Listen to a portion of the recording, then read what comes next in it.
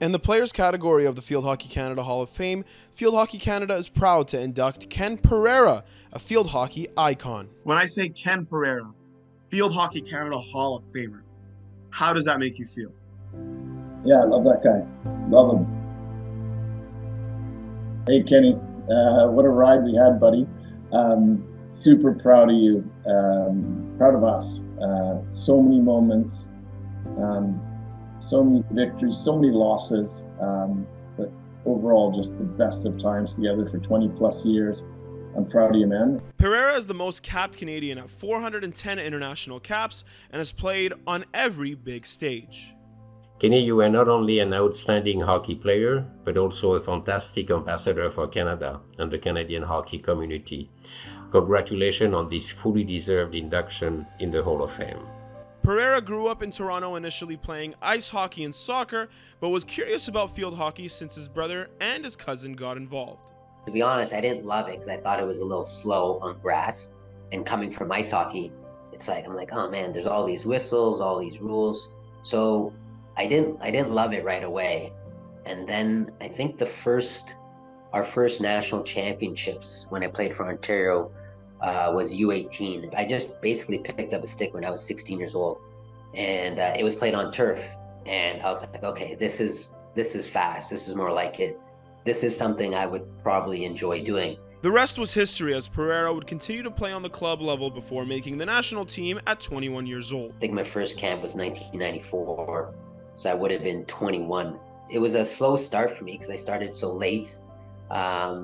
But yeah, once I started playing, it was great. It was awesome. I didn't want to stop. Even when you lose, you learn something to get better, and hopefully you climb that mountain. And we did a couple times, and we had a couple hard falls, but it was okay. You get back up and you keep going. So yeah, it was a slow start for me because I started so late.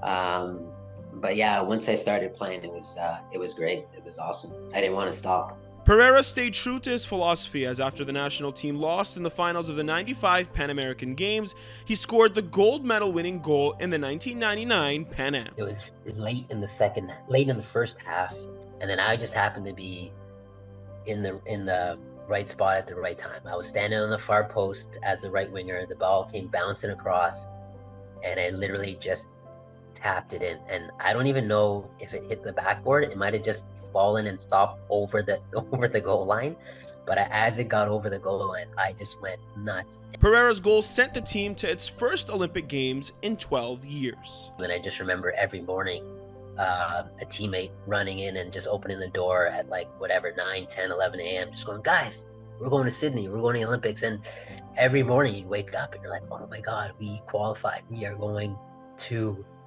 the greatest thing an amateur athlete can do. Pereira's success continued as he played professionally in Europe and wrapped up his international career having played in 2 Olympic Games, 2 World Cups, 5 Pan American Games, 4 Commonwealth Games, and 3 Indoor World Cups. During the 2010 Commonwealth Games, he was notably appointed as the flag bearer for the Canadian team in front of his parents' hometown in New Delhi. Walking out with the flag in my parents' hometown was very, very special. And yeah, I couldn't believe it. And then once I told my parents, within seconds, emails just came flooding in, 80, 90 in my email box. Pereira stepped away from outdoor competitions shortly after, but continued to play for the indoor national team years later. When looking back on his career, Pereira would like to be remembered as someone who enjoyed the game. I mean, he's just a loving friend. You can't not love being around him. He's always smiling.